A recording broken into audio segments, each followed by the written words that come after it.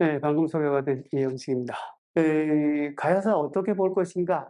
저렇게 제목을 달았는데요. 어떻게 보면 좋겠습니까? 저쪽 가야문화권 말로는 쪽바로 봐야 된다. 저쪽에 가야문화권은요, 똑바로라고 말 안 합니다. 똑바로라고 그러면 똑바로 안 가는 것 같대요. 그래서 제 옆에 있는 국문과 국어학과 국어학 전공자 교수도 택시를 타면 똑바로 가 있어 이래야지 똑바로 갈 것 같대요. 똑바로 가세요 그러면 차가 똑바로 안 갈 것 같답니다. 어쨌든 어떻게 보면 좋을까? 똑바로 봐야 되는데 참 가야사가 지금까지 연구된 것도 그렇게 많지 않고 또 일반에게는 더더욱 전파된 게 그렇게 많지 않기 때문에 똑바로 보기에 만만치 않습니다. 또 근간에는 그 요상한 사람들이 뭐 저희들은 보통 사이비 역사학자 이렇게 얘기를 합니다만 그런 사람들이 이상하게 억지와 선동으로 가야사가 과거에 식민사학에 그대로 추종하고 있다라든지 그런 그 억지와 선동을 하고 있어서 보통 가장 그 가야사를 어떻게 보는지 좀 쉽지는 않은 것 같습니다. 혹시 오늘 얘기가 약간 그런 이해에 도움이 되면 하고 생각을 합니다. 예, 제가 오늘 말씀을 드릴 순서는 이렇습니다. 가야사의 의미, 아마 한국사에 있어서 가야사가 어떤 의미를 가질까 뿐만이 아니고 현재 우리가 사는 현대사회에 있어서 가야사가 어떤 의미를 가질까도 포함해서 말씀드리고 싶습니다. 두 번째는 가야사의 무대, 그렇죠. 가야사가 전개된 무대에 대해서는 살펴봐야 되겠죠. 그렇죠. 그래서 다음에는 가야는 이름들이 되게 많습니다. 스스로 남긴 기록이 없고 제3자에 의해서 기록되었거나 또 가야 여러 나라들도 제가 가야 제국 여러 제자를 써서 가야 제국이라고 부르는 것처럼 조금 이따 보여드리는 지도에 보시면 한 26개 이상 되는 나라들이 아마 나열이 될 겁니다. 그 나라마다 전부 다 이름들이 있었겠죠. 그렇죠? 그러니까 가야를 가리키는 이름이 되게 많다. 그중에는 또 제3국의 중국인이라든지 일본인이라든지가 가야를 가리키는 말들도 또 있습니다. 그래서 그거 복잡한데 우리가 좀 살펴봐야 될 것 같고요. 그다음에는 가야사의 전개. 만만치 않죠. 바로 뒤에 시작하지만 600년이나 되는 시간이 있습니다.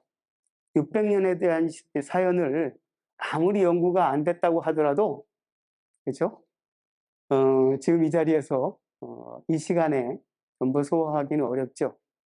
저렇게 세 토막, 우리는 보통 가야사 시간적인 공간, 전개를 저렇게 세 토막으로 얘기를 합니다.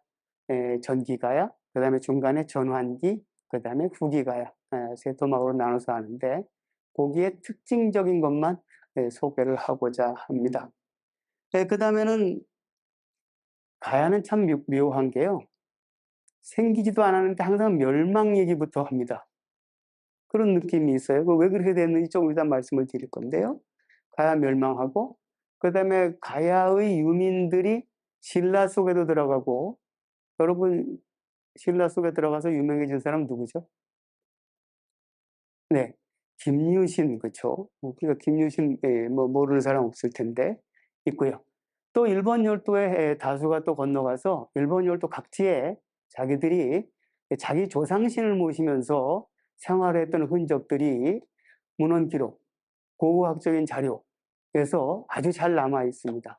거기에 한 토막 정도를 말씀을 드릴까 합니다. 맨 마지막은 진짜 붙여놓은 건데요. 요즘의 가야사. 제가 서두에 말씀드렸죠. 요상한 사람들이 있어가지고 원래 가야사를 똑바로 보지 못하게 하는 그런 요인들이 있는데 한 두 가지만 말씀을 드리려고 그럽니다. 가야사의 의미에 대해서는 한 3가지 정도 아주 간단하게 좀 말씀을 드립니다. 우선 간단하게 이런 그 산술적인 계산입니다. 우리가 삼국사기에는 신라가 뭐 BC 57년, 기원전 57년에 건국해서 가장 먼저 건국한 것으로 되어 있고 고구려 백제 기록이 되어 있는데, 대개 우리는 뭐 기원 전후로 한 시기쯤 고구려 백제 신라가 건국을 하는구나 이렇게 생각을 합니다. 가야도 마찬가지입니다. 삼국유사에서 AD 42년으로 되어 있긴 하지만 우리 지역에서는 대개 고인돌, 그래서 목관명 또는 청동기에서 철기로의 변화, 그 과정에서 가야의 탄생 이런 생각을 하니까 되게 고구려 백제 신라하고 나라 만들기를 비슷하게 시작했다라고 생각할 수 있을 것 같아요. 이렇게 되어가지고 562년에 원래 이름은 가라고, 우리는 보통 대가야라고 부릅니다. 가 망합니다. 그로부터 조금 앞에 가라구, 우리가 금관가야라고 부르는 게 532년에 망합니다. 그런데요, 그 바로 뒤에 100년, 여러분들이 보시기에 노란색이죠? 노란색 부분에 100년 뒤에 저 고구려가, 백제가 망합니다. 제가 말씀드리고자 하는 건 가야의 멸망이라고 하는 건 고구려와 백제보다 100년 전에 망합니다.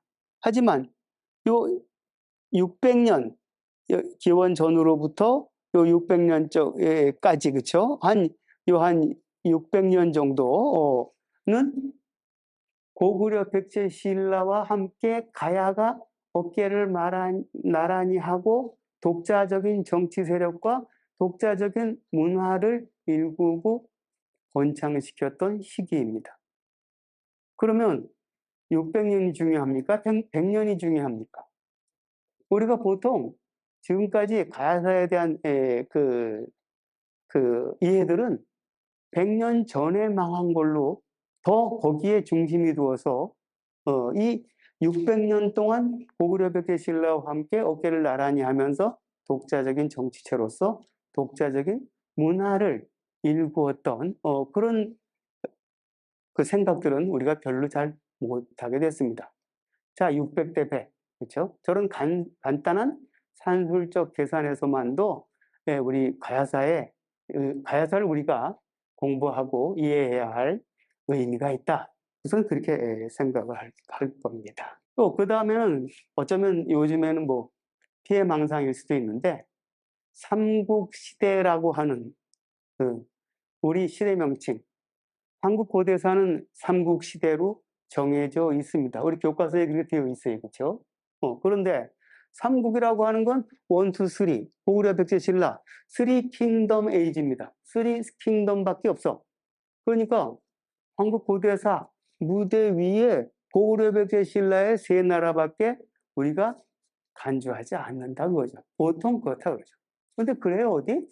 보시다시피 부여도 있고 동해도 있고 옥저도 있고 마한도 있고 맥도 있고 동부여도 있고, 그렇죠? 탐라도 있고, 물론 가야도 같이 있습니다. 저런 나라들도 다 우리 고대사의 지평 위에, 그렇죠?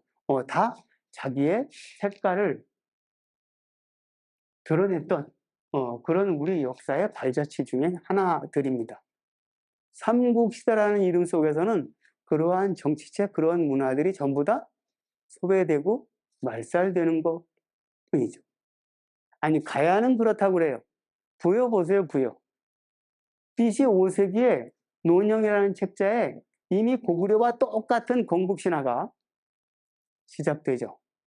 동명왕으로 해가지고요, 그렇죠? 고구려의 주몽과 똑같은 건국신화가 이미 BC 5세기에 등장합니다. 건국신화가 있었다는 건 이미 건국이 됐다는 거죠, 그렇죠? 여러분들 우리 조선 왕조의 건국신화 그러면은 용비어 청가죠, 그렇죠? 용비어 청가 태조 때 만들어진 게 아니고 태정, 태세, 세종 때 만들어지죠, 그렇죠? 그러니까 건국을 하고 어느 정도 시기가 지난 다음에 자기 왕조의 정당성을 강조하기 위해서 만들어지는 작업들이 건국신화인 거죠, 그렇죠? BC 5세기에 이미 건국신화가 보인다 그러면 사실 부여는 그 이전부터 어디 고조선이 망한 다음에 한민족이 구성하는 첫 번째 나라로서, 그렇죠? 고조선을 바로 만주에서 계승하는 그런 나라로서 부여가 있었다 그거죠. 근데 삼국사기에 따르면 494년 아마도 고구려 문자 명왕 될 겁니다. 그렇죠? 그때 예, 고구려의 통합이 된다고 기록이 되어 있어요. AD 5세기죠. 자, BC 5세기부터 AD 5세기까지 뭐야 이거? 청년왕국이죠. 그렇죠? 근데 삼국시대라는 속에 부여가 들어갑니까? 신라만 천년왕국이 아니죠. 고신라하고 통신라 합해가지고 천년왕국이라고 우리가 그러는데 고조선에 계승을 해서 첫 번째로 만주의 왕조를 세웠던 부여 같은 경우에도 우리가 자랑해야 할, 우리가 반드시 계승하고 전파해야 할 그런 부여는 삼국시대 속에 들어갈 수 없다는 거죠. 그렇죠? 이런 문제 때문에 단재 신채호 선생님 같은 경우에는 그렇게 말씀을 하셨어요. 열국 쟁웅 시대로 해야 한다. 삼국시대는 안 좋다. 자, 열국이 무슨 뜻이에요? 늘어날 열자, 나라 국자. 여러 나라들이 늘어서서 다툴 쟁자, 순놈웅자, 윗자리죠. 윗자리 웅자죠. 그러니까 여러 나라들이 늘어서서 윗자리를 다투는 시대, 열국 쟁웅 시대로 하면 좋겠다. 단재 선생님 그렇게 했어요. 다르죠, 그렇죠? 삼국사기 봤으면 좋겠다. 조선상고사에서 그렇게 얘기를 하는데 그거 뭐 그렇잖아요, 그렇죠? 망명하고 독립운동하고 그런 속에서도 저런 생각을 해요, 그렇죠? 그래서 이 대목에 오면 저 혼자 항상 그 닭살이 돋습니다. 우리처럼 연구실에 앉아가지고 뭐 연구한답시고 했는데 저런 문제의식을 잘 깨닫지 못하는 경우도 왕왕 있었거든요. 아니 뭐 물론 자기 반성입니다. 그래서 저렇게 부여로부터 탐나에 이르는 모든 나라들을 다 포괄하는 그런 시대 명칭이 돼야 되겠다. 열국 쟁웅 시대가 좋다. 근데 좀 어렵죠? 열국 쟁웅 시대. 이영식 제 이름입니다. 그래서 저는 혹시 전국 시대가 어떠냐? 열국 쟁웅 시대 좀 어려우니까 싸울 전자 나라 국자니까 나라들이 싸우는 시대. 중국도 전국 시대 있잖아요. 그렇죠? 일본도 전국 시대 있잖아요. 그렇죠? 아니 뭐 중국이 일본이 있어서 그런 게 아니고 우리도 전국 시대라는 이름을 쓰면은 전부 다 포함될 수 있는 거 아닌가? 그런 생각이 들었는데 글쎄요 좀 평화주의지는 아닌 것 같아요. 어쨌든 그 국립 김해 그 박물관 거기 가면요 그 네임 택이 있지 않습니까? 유물에 이름을 소개하는 네임 택이 있는데 거기에 삼국사 시대 득 써놔요. 바로 아까 저기 기원 전으로부터 그 다음에 562년까지는 그 사이의 물건들은 그 지역에서는 적어도 가야 문화권에서는 가야 시대라고 소개해 주는 게 좋겠다. 정당하겠다. 그런 생각을 합니다. 차별되고 지금까지 소외된 가야사. 이제는 많이 좀 뭡니까 그 전파가 돼서 시쳇말로 이제 가야사 그러면 약간은 말빨이 서기는 합니다. 그런데 저렇게 된 건 우리 고대사를 그 보여주는 기록들이 우선은 삼국사기하고 삼국유사밖에 없었죠. 그렇죠? 그러니까 역시 쓰리 킹덤만 우선 주목할 수밖에 없었기 때문에 그랬던 것이고요. 자, 우리 국사교과서 어떻게 되어 있나요? 거기에 가야사 서술이라는 건 얼마나 서술되어 있나요? 참, 그, 형편, 무인지역이라고 말할 수 있습니다. 중학교 교과서예요. 저 중입니다. 중학교 교과서에는요, 한 바닥 반입니다. 한쪽 반입니다. 가야사의 서술의 분량이. 그런데 고등학교 교과서에서는요, 더 기가 막혀서 5줄밖에 안 돼요. 지금 뭐 교과서가 어떻게 되어 있는지 제가 저 분량을 진짜 꼭 맞는지 몇 년 전에 그 통계이기 때문에 뭐 확신할 수는 없습니다만 거의 대차 없을 겁니다. 그런데요. 뭐 한 바닥 반도 좋고 5줄도 좋은데 아이들 우리 고대사를 가리키는 국사 교과서의 편성이 어떻게 되어 있는가 하면 뭐 각각 여러 교과서마다 조금 장의 이름은 다르지만 기본적으로는 처음에 삼국의 성립, 그다음에 삼국의 발전, 그 삼국의 쇠퇴, 네 번째가 삼국의 문화 이렇게 되어 있어요. 그 처음에 삼국의 성립입니다. 삼국의 성립인데 거기에 당연히 고구려 주몽이 어쩌고 백제의 원조가 어쩌고 신라의 혁거세가 어쩌고 시작을 합니다. 가야도 수로가 어쩌고 그러고 시작을 합니다. 자, 시작은 똑같아요. 그런데 가야사에 허락된 서술 분량은 5줄밖에 안 되는 거죠. 거기다가 망하는 것까지 써버려야 돼요. 그런데 이 단어는 어떤 단어냐? 삼국의 성립이거든요. 허용된 분량 때문에 삼국의 성립을 얘기하는 단원에서 망하는 것까지 다 얘기를 해버려야 되죠. 우리가 아까 처음 봤던 저런 600년 고구려 백제 신라와 어깨를 나란히 했던 그런 역사와 문화라고 하는 걸 우리 교과서에서 우리 학생들이 인식할 수 없죠. 어떻게 인식해요? 삼국의 성립인데 망한 것까지 얘기를 해야 되니까 하다 만나라 이렇게 인식을 할 수밖에 없는 거죠. 그렇죠? 그런 우리 교과서에 지금 뭐 교과서에 서술 문제니 채택 문제니 뭐 그런 것도 여러 가지 있겠지만 무엇보다도 우선 기본적인 서술 분량을 좀 늘리는 일이 이건 아마 가야사뿐만이 아닐 겁니다. 우리가 조금 전에 얘기했던 부여사라든지 그다음에 혹시 이 지역에 특별히 좀 관심을 더 많이 가지고 있는 마한에 관련된 이야기라든지 그런 데에 정당한 분량을 교과서에서 좀 확보되어야 될 필요가 있다. 우리가 그런 생각을 하지 않을 수가 없습니다. 가야사가 연구가 안 되고 가야사가 뭐 이야기되지 않으면 고대 영남 지역에 역사는 없는 셈이죠. 신라와 백제만 있고 그다음에 그 사이에 존재했던 가야는 공백으로 남는 거죠. 고대 영남의 대다수의 지역들이 역사의 공백으로 남게 되는 거죠. 현대적인 의미로서는 또 그런 거죠. 지금 우리가 쉽게 말해서 저기 경주 쪽에서 신라를 가지고 먹고 산다. 그러면 공주 부여 또는 요즘엔 서울까지 해서 백제 갖고 먹고 살죠.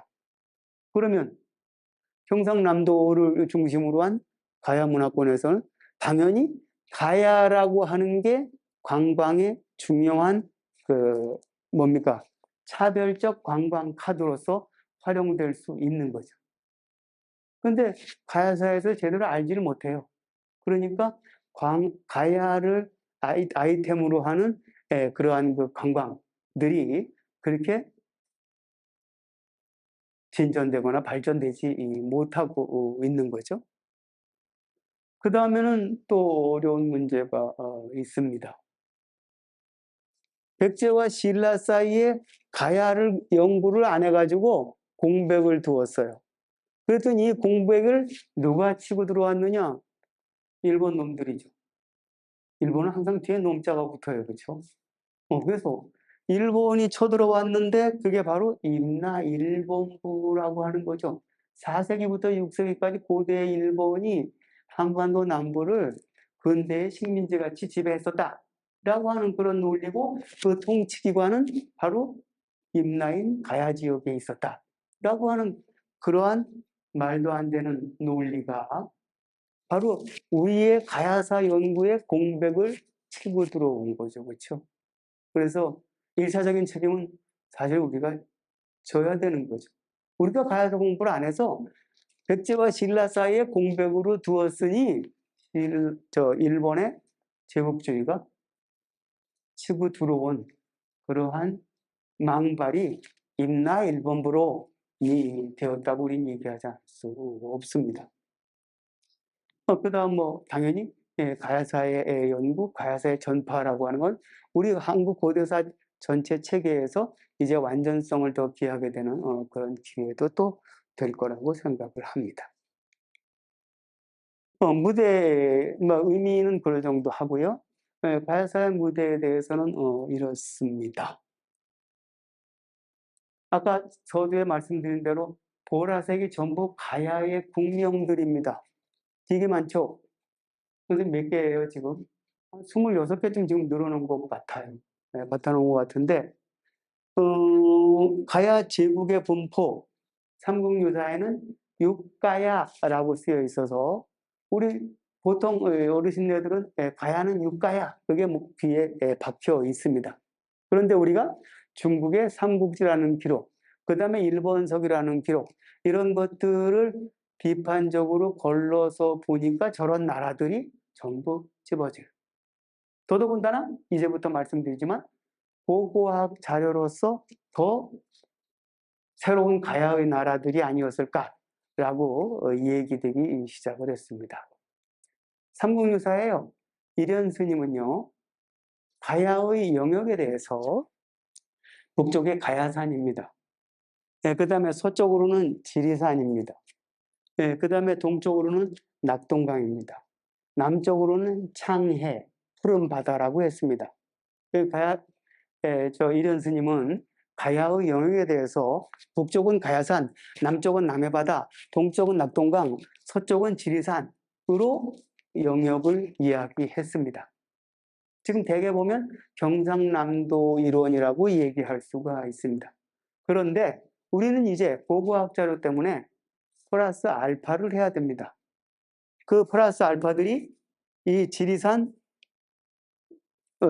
서쪽에 있는 맨 위에 보면 상기문, 그렇죠? 장수군이라고 표현되어 있는, 그 다음에 밑에 내려와서 남원을 중심으로 해가지고 남원의 운봉 지역을 얘기를 하면 하기문, 그 다음에 밑으로 내려와가지고 순천의 사타, 그 다음에 광양의 모루, 그 다음에 여수시의 상다리, 그 다음에 돌산도의 하다리.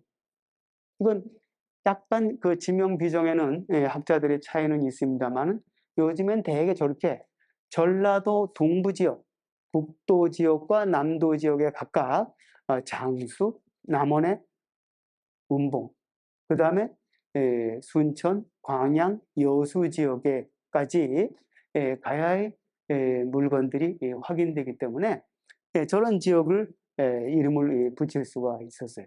근데 이런 이름들은 일본 서기에 있었던 이름들입니다.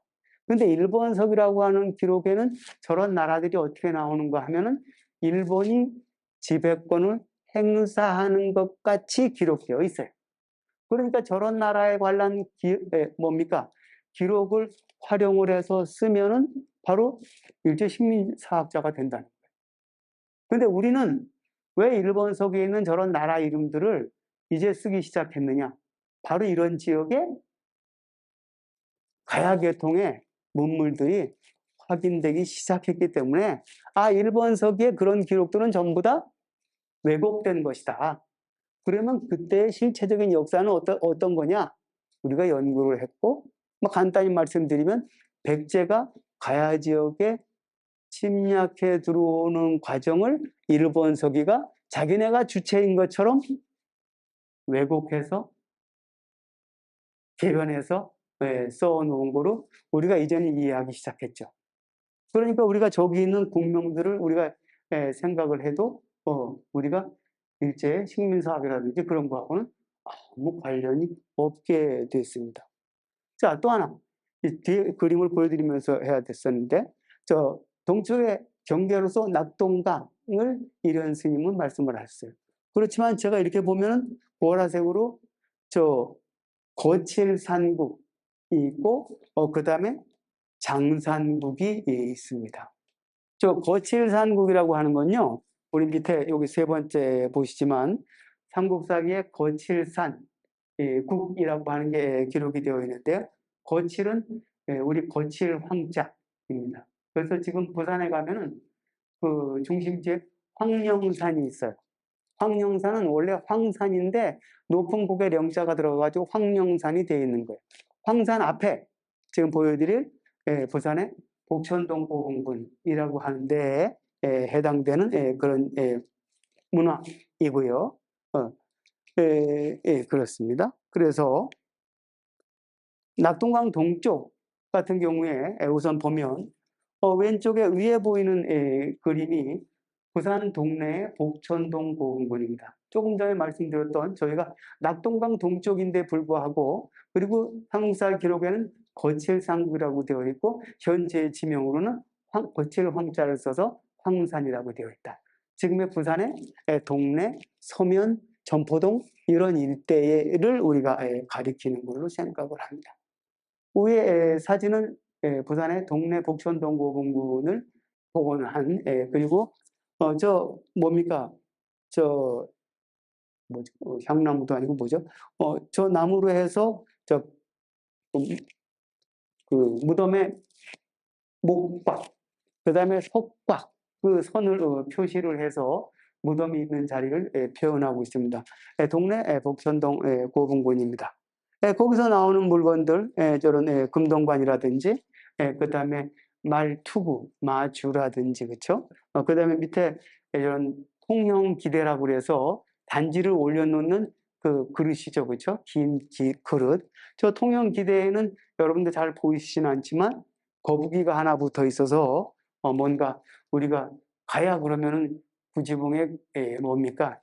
부지가 거부가 머리를 내어라 그렇지 않으면 뭡니까? 구워서 먹겠다라고 얘기하는 그 거북을 또 생각하고요. 동네 목천동 고흥군에 지금 박물관의 심볼로 얘기하고 있는 그 뭡니까? 칠두령이라고 그래가지고 우리 무당들 그 방울하고 비슷한 거죠. 그런 것들이 출토되고 있고 역시 낙동강 유역에 우리가 물건이라고 볼 수 있는 그런 오리 모양 투기라고 하는 것들이 주로 토가 됩니다. 저런 것들이 지금 제가 말씀드렸던 거칠산국의 그 거칠산국이 남겼던 그런 흔적이라고 문화적인 흔적이라고 우리가 생각을 할 수가 있습니다. 자, 그다음에 오른쪽 같은 경우에는 비화가야라고 그래서 경북대학교 저 박천수 교수 책 표지입니다. 그래서 지금의 낙동강 동쪽인 창녕입니다. 여기 창녕의 비사벌국이라고 표현된 여기입니다. 낙동강 동쪽에 해당하죠. 여기에 보면은 지금 여기 요거는 우리가 보통 그 창녕형 그런 그 굽다리 접시 고배라고 하는 거고요. 그다음에 여기 같은 경우에는 이 창녕의 송현동 고흥군 7호분에서 출토된 목관, 나무관입니다. 나무관인데 이게 농나무입니다. 그래서 우리 쪽에는 잘 나지 않고 아마 일본에서 일본의 지배층의 사람이 그 우리가 장례를 지낼 때 부조를 하죠, 그렇죠? 부조품으로서 아마 저런 목재라든지 관을 보냈을 수 있는 그런 것들이고요. 그다음에 여기 같은 경우에는 그 뭡니까? 송현동 고흥군에서 출토된 그 순장자로 매장되었던 그래서 얘 이름을 송현동 고흥군이라고 해서 송현이라고 부르고 있습니다. 그래서 저 여자애가 송현이입니다. 이런 그 순장자의 사례 같은 게 확인이 되고요. 그 다음에 여기 같은 경우에는 지금 바로 작년인가요? 이른바 미도굴군? 옛날에는 우리가 그냥 쉽게 처녀분 그랬는데 요새는 그게 안 좋은 용어라고 그래서 하여튼 전혀 손대지 않은 그러한 그 뭡니까 교동고흥군의 63호든가요? 그게 작년에 소개되던 그런 거고요. 지금 여러분들이 여기 보시는 거는 국사교과서에서 맨날 얘기하던 창녕진흥왕비입니다.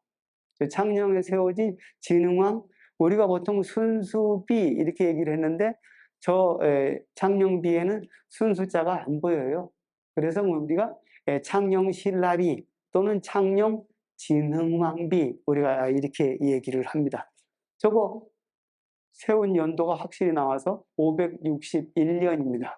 아까 우리가 562년에 고령의 대가야가 멸망함으로써 가야사가 종원을 구한다. 우리가 그런 얘기를 했었어요. 그렇죠? 근데 여기 561년 진흥왕비 같은 경우에는 재밌는 게 신라의 사방분주, 사방이라고 하면 동서남북입니다. 즉 신라의 국방의 사방을 담당하던 총사령관들이 561년 진흥왕 비에 전부 집결을 하고 있어요. 561년 그 다음 해가 562년이 고령의 대가야가 멸망하는 해입니다. 바로 창녕은 고령의 턱밑입니다. 561년에 군사 퍼레이드를 하고 562년에 고령의 대가야를 멸망시키는 거죠. 신라가요. 그런 걸 보여주는 기념물이라고 생각할 수 있습니다. 어쨌든 561년 이전까지는 여러분들 지금 보여드리는 가야의 물건들이 나온다. 사실은 가운데 있는 건 참 우리가 별로 잘 보지 못하는 문자, 기록입니다. 창녕교동 11호분에서 출토된 금상강 칼입니다. 거기 우리가 잘 보이지는 않지만 위에 부분에 여기 이 부분에 상자인지 하자인지가 있고요. 그 다음에 여기 부자가 있고요. 이건 분명히 보이죠. 앞선자 사람 인자입니다. 선인이 보입니다. 선인이라고 하는 건요. 고구려의 제11관등입니다. 간단히 말해서 창녕에 누워있는 가야의 왕 무덤에서 고구려 관의 관명이 기록된 물건이 나왔다는 거죠. 복잡하게 지금 말씀드릴 수 없지만 간단히 말해서 신라가 진출하면서 자기네가 갖고 있던 고구려 문물을 창녕에 비화가야, 비사벌국에 주면서 창녕을 회유하던 모습이에요. 조금 뒤에 보면은 전라도 북부 지역에 같은 경우에 전라도 동부 지역의 북부 같은 경우에 전북 지역 같은 경우에 보면요, 우리가 그런 백제 물건들이 또 아울러 나오죠. 그런데 그 시기에는 여전히 가야가 있습니다. 아마도 백제가 물건을 주면서 회유하던 그런 모습으로 우리가 이해를 할 수가 있는데 그 같은 물건으로 생각이 되죠. 어쨌든 낙동강 동쪽에도 그렇죠. 낙동강 동쪽에도 분명히 가야의 왕국이 존재했다는 걸 분명히 생각하고 있죠. 그러니까 이런 스님이 낙동강까지 올시다 라고 하는 가야의 무대에 대해서는 좀 차이가 있는 것 같습니다. 자, 지리산 서쪽 우리가 전라 동부 지역 같은 경우 그러죠. 국립전주박물관에서 했던 특별전 이름이 운봉의 가야항사 이렇게 얘기를 했습니다.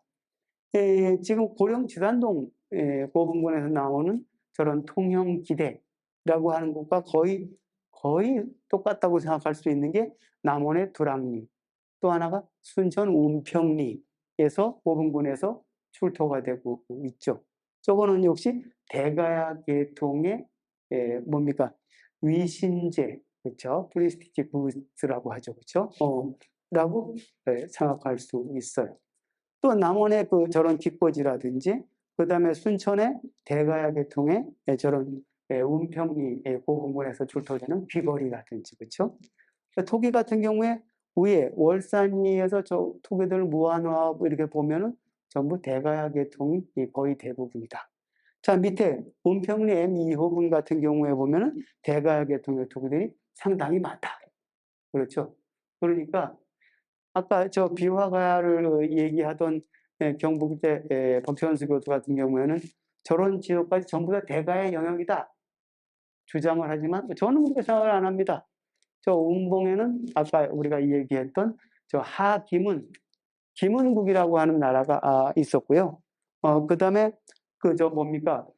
순천 운평리 저 고분군에는 일본 서기에는 사타로 되어 있는 사타국이 있어서 가야 계통의 문물을 받아들이기는 하지만 독자적인 정치 세력은 유지하고 있었던 걸로 저 같은 경우는 뭐 그렇게 봅니다.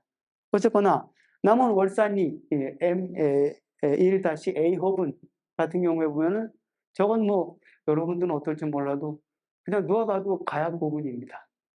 가야계통의 속실이고요. 세장방형, 가느다랗고 길고요. 그 다음에 석축을 했고요. 뭐 틀림없이 이 무덤 자체가 그래서 여기에는 무덤도 가야계통과 아주 짙은 관련이 있다. 이런 거죠. 어쨌든 이런 것들이 1970년대부터 시작했지만 80년대, 그 다음에 90년대 또 현재까지 바로 이런 지역에서 가야계통의 물건들이 등장을 하면서 전라도 동부 지역의 가야라고 하는 가야 문화권이라고 하는 게 새로 확인되기 시작했습니다. 글쎄요, 지자체에 따라 좀 다릅니다. 장수 지역 같은 경우에는 뭡니까? 아주 가야 만세죠. 너무나 그 가야를 환영하는 그런 입장이기도 하고요. 또 글쎄요, 남쪽의 순천이라든지 여수 같은 경우에는 과연 또 북쪽의 장수나 그 남원의 운봉 같은 그런 정도는 또 아니기도 하고요. 그렇죠? 그래서 다시 조금 전에 말씀드렸지만 바로 이런 지역에서 가야계통의 물건들이 나왔는데 일본의 일본 서기에서는 이런 지역에 자기네가 지배권을 행사하고 있는 것처럼 그렇게 기록을 하고 있죠. 그게 아닌 걸로 저런 물건들로 확인이 됐죠. 그래서 우리가 저런 기문이라든지 운봉의 두랑리, 유곡리 고분군을 우리가 세계유산으로 등재를 하려고 그러고 있거든요. 근데 거기에 정치체가 뭐냐? 우리가 지금 얘기했던 기문국이다. 이렇게 얘기를 하고 있어요. 근데 그건 우리가 일본의 지배하에 있는 고분군이 아니라 가야 고분군이 분명히 확인된 거라서 우리는 가야 고분군으로 세계 등재를 하는 거지 다른 이유가 없는 거죠. 그렇죠? 그건 우리가 좀 다른 데서 이상한 주장을 하는 사람들이 있는데 그건 진짜 똑바로 봐주셔야 될 것 같습니다. 보통 가라에서 시작이 돼서 가야로 명칭이 옮겨갔다고 합니다. 카라라고 하는 건 우리 옛말에 산 또는 강이나 가에 사람들이 일루고 살던 마을을 우리가 카라라고 했습니다. 그래서 그 카라라고 하는 말을 일본의 기록에 보면은 위에 카라 또 그리고 우리가 앞에 있었는데요. 중국의 기록 같은 경우에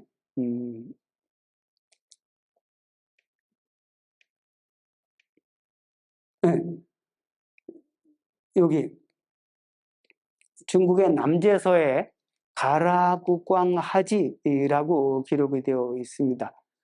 요거는 우리가 대가야라고 생각하는데요.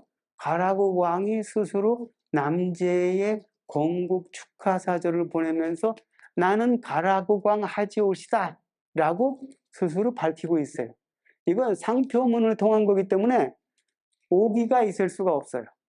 그러니까 저 고령의 대가야 사람들은 자기 나라를 가라국이라고 불렀다고 하는 움직일 수 없는 증거입니다.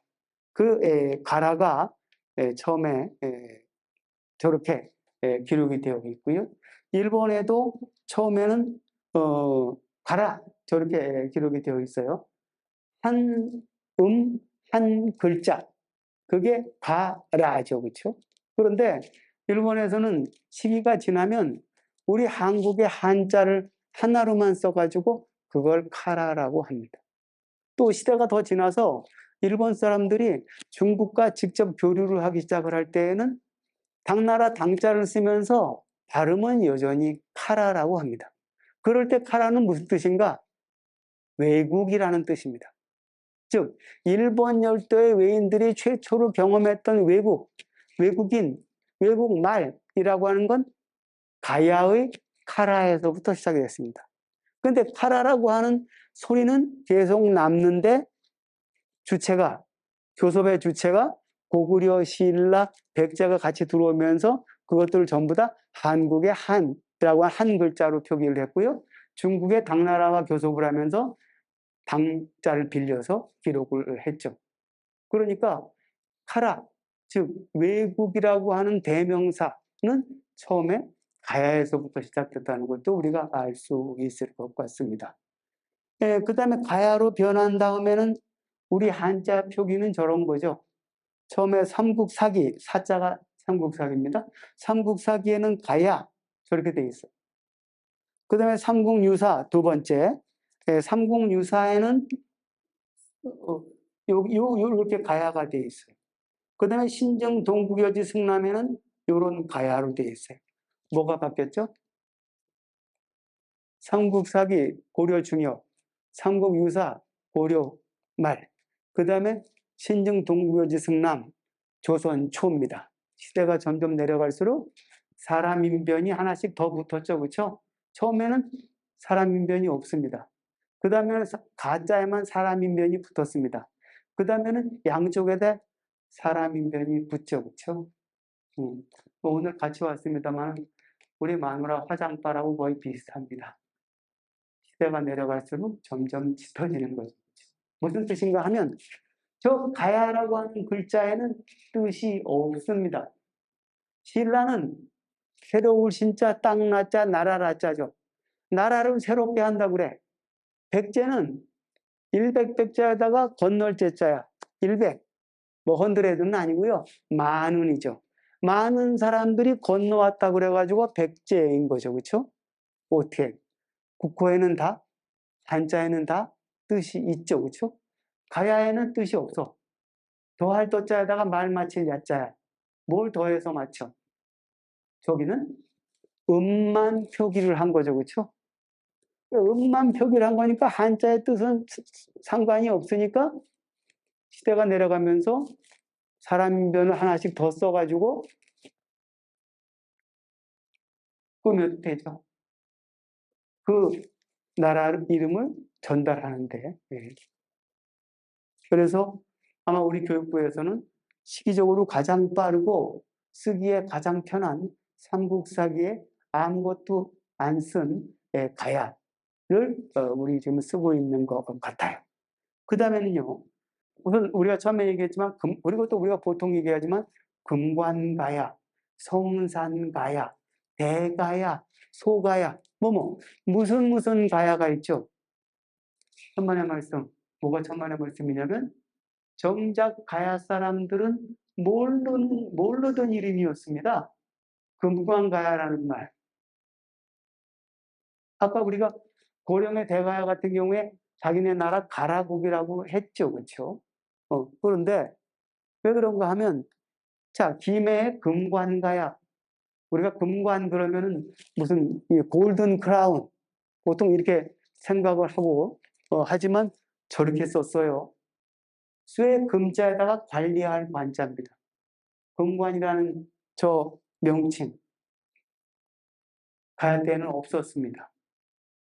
신라의 532년에 신라가 가락국을 멸망시키고 이 김해를 먹고 김해 지역에서 많이 나는 쇠를 관리하겠다 그래가지고 금관군을 설치하는데 그로부터 처음으로 532년 이후로부터 금관이라는 글자가 우리 역사에 처음 나오기 시작을 했어요. 그러니까 가야 사람들은, 저 김해 지역의 가야 사람들은 금관가야라는 말을 몰라요. 고려시대에 금관주라고 하는 지역 명칭이었습니다. 자, 그 다음 성산가야. 저게 가야인지 아닌지 아직도 옥신각신합니다만 성산, 저건 더 기가 막혀요. 저거는 신라 시대에도 없었던 지명입니다.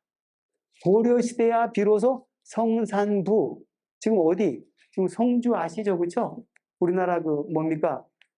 참외의 70%를 생산하는 성주 말이에요. 성주 참외. 그 성주가 성산으로 불리기 시작한 건 통일신라 시대 도 아닙니다. 통일신라 시대에는 벽진군이었어요. 여러분들 이 시 중에 벽진가야 있고 벽진 이시 있고 성산 이시가 있을 텐데 같은 집안이죠, 그렇죠? 근데 조금 오래된 쪽은 벽진 이시라고 그러고 좀 새로 된 집은 성산 이시라고도 하는데요. 어쨌든 저 성산이라고 하는 건 가야는 물론 통일신라 시대까지도 없었던 지명이고 고려 시대야 비로소 생기는 지명인 거죠, 그렇죠? 그러니까 성산가야라는 이름 가야 사람 몰랐던 거죠, 그렇죠? 또 기가 막힌 거 보세요, 여기. 대가야는 그렇다고 해도 소가야예요. 우리가 어떤 경남의 고성을 우리가 얘기를 하죠, 그렇죠? 경남 고성 사람들, 경남 고성의 가야 사람들은 저렇게 겸손할까요? 우리는 작은 가야다. 우리 국호가 뭡니까? 대한민국이잖아요. 클 때자. 한은 또 무슨 자? 클 한자죠, 그렇죠? 우린 대대민국 아닙니까? 근데 우리가 그렇게 큽니까? 그런데도 우리는 크고 큰 백성의 나라다. 이렇게 얘기하고 있지 않아요, 그렇죠? 그런데 경상남도 고성 사람들은 스스로 자기는 우린 작은 가야다 그랬을까요? 최종적으로는 이련 스님 말씀을 너무 드리는 것 같지만 이련 스님의 장명이다. 물론 통일시대를 지나면서 저런 명칭들이 부여되기 시작은 했습니다. 근데 최종적으로 정리한 건 일단은 삼국유사에서 우리가 확인되는 거니까 이련 스님의 장명이라고 우리가 생각할 수 있어요. 여러분요, 우리가 무슨 가야 그렇게 불러줬습니다. 김해 지역에서는 금관가야 그래가지고 골든 크라운으로 이렇게 오해시키려고 하는 그런 별로 좋지 않은 의도도 있을지 몰라요. 하지만 써도 됩니다. 축제, 금관가야 축제 좋습니다.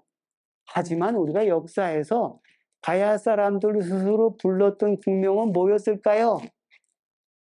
삼국유사에 가락국기, 가락국의 기록이라고 되어 있어요. 원래 이름은 가락국입니다. 우리가 아까 얘기했지만 고령의 대가야 사람들이 우리는 가락국이라고 그랬죠. 김해의 가야 사람들은 가락국이라고 불렀다고 그래요. 가락국 뭐냐? 가라의 나라예요. 여기 보시면 여기 가락국기 되어 있어요. 그래서 가락국이라고 하는 건 가라의 나라입니다. 의시 우리 발음에서 시옷 받침에서 시옷이라든지 기역같이 돼가지고 가락국. 우리 다 아시죠? 뭐 용비어천가에 나랏 말씀이 나라의 말씀이죠, 그렇죠? 그래서 그게 시옷으로 표기가 되죠. 연습이 될 때 나랏 말씀이 되죠, 그렇죠? 그래서 가라의 나라는 가락국이 된 거죠, 그렇죠? 그래서 아마도 제가 이렇게 전부 써놓은 거죠. 그래서 여기는 김해는 가락국이다. 제가 금관가야라고 쓰지 않고 가락국이를 쓴 이유가 그거고요. 고령을 대가야라고 쓰지 않고 가락국이라고 쓴 이유입니다. 그러니까 우리가 고려시대에 삼국유사의 이련 스님이 최종적으로 정리하고 장명을 하셨던 그 금관가야나 성산가야나 소가야나 대가야나 우리가 다른 데 써도 좋지만 적어도 우리가 역사적으로는 가야인들은 몰랐던 이름이다. 후대에 붙여진 이름이다. 라고 하는 건 우리가 알아야 될 거다. 그거죠. 그렇죠? 지금 문제가 되고 있는 요 임나라고 하는 겁니다. 아까 잠깐 말씀을 드렸지만 일본 서기에 임나일본부라고 하는 용례와 함께 쓰이기 때문에 임나라는 글자를 쓰면 무조건 임나일본부를 인정하는 거다. 그런 바보 같은 소리를 하는 것 때문에 우리가 얘기를 좀 해야 됩니다. 여기 님이라고 하는 건 우리 주예요. 여러분 옛날에 그 한용운 선생님의 님의 침묵이라고 하는 거 열심히 시 외웠었죠, 그렇죠? 그 님의 침묵, 우리가 주의 침묵이라고 그랬습니다. 그 님, 그렇죠? 우리 선생님 주죠, 님 주죠, 그렇죠? 그래서 주입니다. 그다음에 나라납니다. 그 뭐예요? 주국이죠. 임나라고 하는 건 님의 나라입니다. 주국입니다. 자, 간단히 말하면 가야의 여러 나라들이 중심체가 되는 나라를 우러러 보면서 님의 나라라고 불렀던 게 임나라고 기록이 된 거다. 이렇게 생각하는 방법이 있습니다. 그래서 김해 지역의 신증 동부의 성남의 김해 도호부 쪽에 보면은 님계라고 하는 게 있는데 그걸 한자로는 주포. 개는 개가죠, 그렇죠? 근데 포죠. 님은 주죠, 그렇죠? 저렇게 상응하는 걸 알 수가 있습니다. 그래서 님은 주자구나. 그런 걸 생각을 할 수가 있고요. 지금 일본 서기의 임나를 가야로 해석하면 임나일본부서를 인정하는 것이 되고 식민사학이다 라고 하는 참 이해하기 어려운 얘기를 합니다. 그런데요, 그럼 임나가 그럼 일본 서기에만 보이느냐? 그렇지 않죠. 저 세 가지 용례는 있습니다. 공개토학능비에 400년에요. 신라성을 치고 있는 아마도 가야와 외의 연합군이라고 생각이 됩니다. 그걸 치고 고구려의 원군이 다시 남쪽으로 내려와 가지고 임나가라 종말성에 도착을 하니까 곧바로 항복을 했다라고 할 때 임나가라라고 하는 글자가 보입니다. 7세기 강수, 강할 강자 머리 숫자입니다. 아마도 단단한 머리 보다는 좁은 머리겠죠, 그렇죠? 신라의 외교 문장, 가로서 아주 유명한 사람이고 문무왕인가요? 한때 칭찬을 받았던 그런 사람이죠. 네. 그 사람 자기 출신은 뭐라고 그러냐? 나는 임나가라 출신이다. 그렇게 얘기해요. 그런데 강수는 또 다른 기록에서는 중원경 사람이다. 이렇게 얘기합니다. 중원경 어디요? 충주죠, 그렇죠? 충주가 충주에 있는 사람인데 나는 임나가라 출신이다 이렇게 얘기를 하고 있습니다. 그렇죠?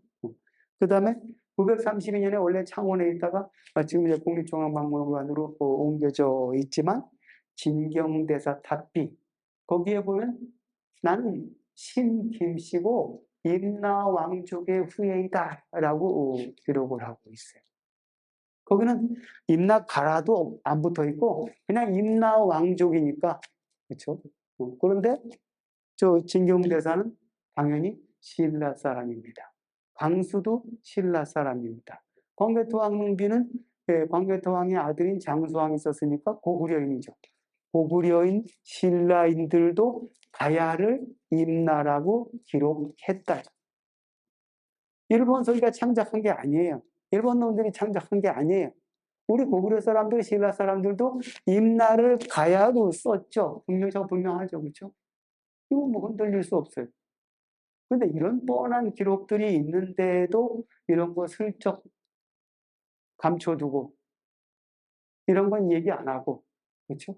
그 다음에 저 위에 같은 말도 안 되는 얘기들을 해서 하여튼 그렇습니다. 자, 임나일본부 실체에 대해서는 지금 말씀드릴 시간이 없어요. 제가 사실은 뭐 한 7년 반 동안 일본에서 임나일본부란 무엇인가를 공부를 했습니다.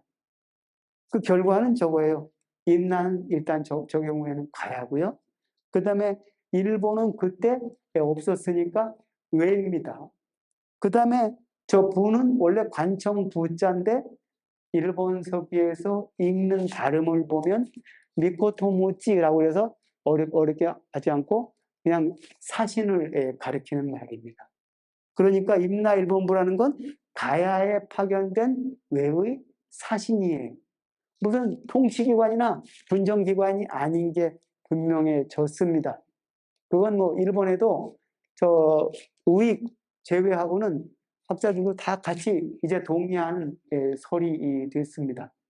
저도 8년 동안 그래도 공부한 그 결과가 있어서 저런 지금 현재 한국과 일본의 학계에서의 통솔로 위치하게 된데 한 부분을 기여한 적도 있는 거죠.